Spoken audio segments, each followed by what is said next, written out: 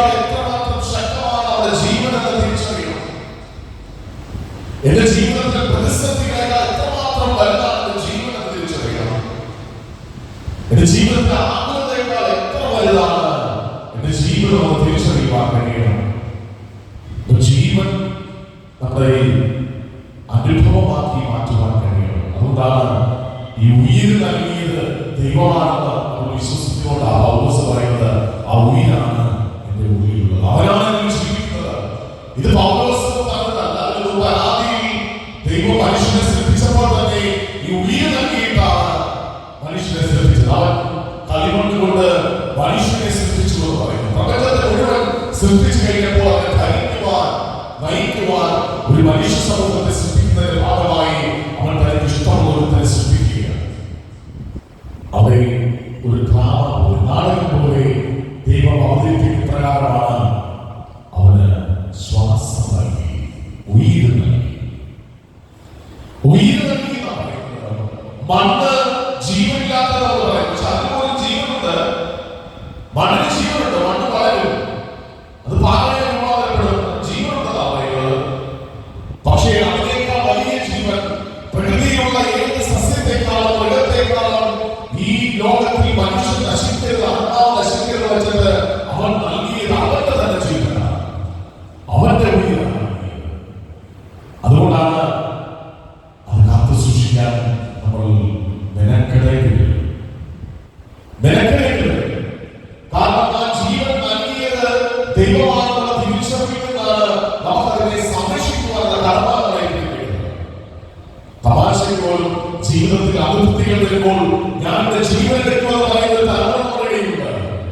പരീക്ഷയ്ക്കൊക്കെ തോക്കുമ്പോൾ ഞാൻ എന്റെ ജീവൻ എടുക്കുമ്പോൾ മാതാപിതാക്കളെ ഭയപ്പെടുത്തുന്ന കുട്ടികളുണ്ട്.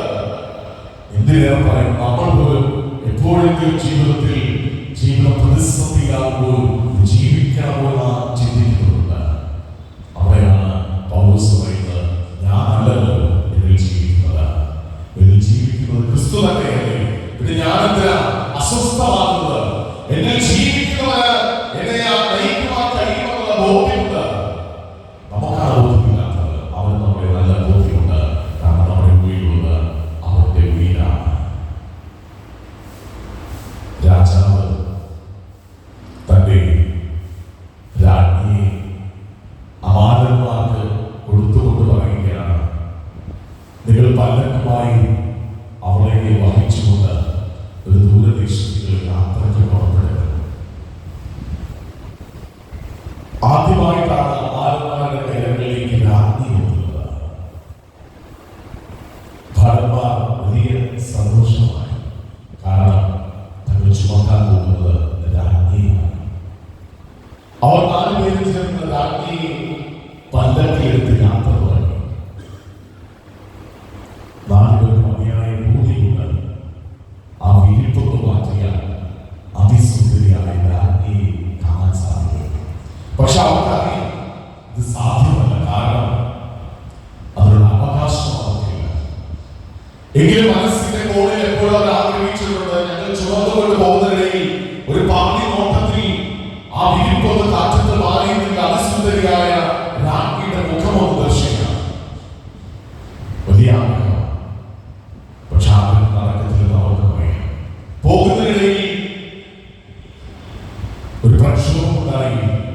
ഭടന്മാരും അപാരന്മാരും ഒക്കെ വഴക്കുണ്ടായി. അവരിൽ രാജ്ഞിയെ വഹിച്ചിരുന്ന ഒരു കൊല്ലപ്പെട്ടു.